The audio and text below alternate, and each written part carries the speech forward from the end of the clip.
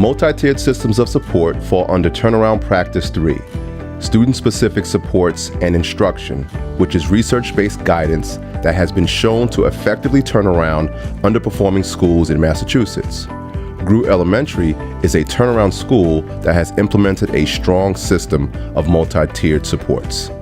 The Massachusetts tiered system of support identifies 3 major drivers for building a strong system of tiered supports. Leadership drivers include responding to adaptive issues, such as removing barriers and building consensus paired with technical support, such as finding time and resources. Competency drivers revolve around building educator capacity to affect positive student outcomes. And implementation drivers are designed by facilitative administrators to create organizational systems and support system interventions. When you come into a building and you have a significant number of students that are falling below benchmarks, you can't rely on Tier 2 or Tier 3 instruction at that point. You have to realize that Tier 1 is where you need to start. To be able to improve core instruction across all areas in the building, you really have to create systems and teams that can work together to be a part of that improvement process. So we've had 4 different leadership teams in the building that work together on different components to ensure that students are growing academically, social emotionally, behaviorally, and just overall to create happy and engaged learners. The instructional leadership team is really responsible to think about improving teaching and learning, so the instruction really around Tier 1, and then considering to support others with Tier 2 interventions. And we'll talk about, as an ILT, what needs to be done either for specific students or at specific grade levels. We'll generally do some kind of inquiry cycle where we'll implement some kind of intervention for students over a period of 6 to 8 weeks. Collect data again at the end of that inquiry cycle and bring it back to ILT to see what kind of progress was made. We've created spaces for flexible scheduling where students' needs come first.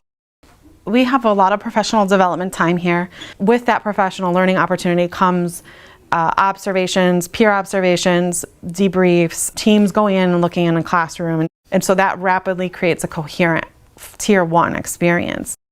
Right from when we first started as a Year 1 turnaround school, we had the August Professional Development Week, and developing that common language of what high quality instruction looks like was huge for launching the start of the turnaround process.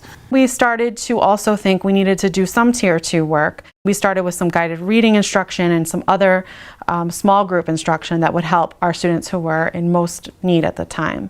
We then really needed to consider our Tier 3 work, and that took a little bit of figuring out the assets of each of our individuals in the building, and then we were able to tap into each other's knowledge. Our first year, we really were focused on the Tier 1 and thinking about what we need academically, and then it moved into thinking about, okay, what do we need now Tier 1 social emotionally? And so we started our second year with the CBHM team. Our team, the Comprehensive Behavioral Health Model team, we are looking at student behavior and how do we teach typical or normative behaviors that would assist students in becoming good learners, having the social skills they need to develop and change. What do you mean? I think the family and community team is meant to, it's a group of people that's meant to think more critically about how, as a school, we can engage the larger community. That be students, parents, our partners in the community as well. One event that we have every year is a student growth celebration, and it takes place at the midpoint of the year. And we inform families about the progress that students have made over the course of the year, school-wide, class-wide, but also individually. We've been capturing kind of who is going where and when to progress monitor and make sure we're tracking to see that students aren't stuck in a certain tier for the whole year.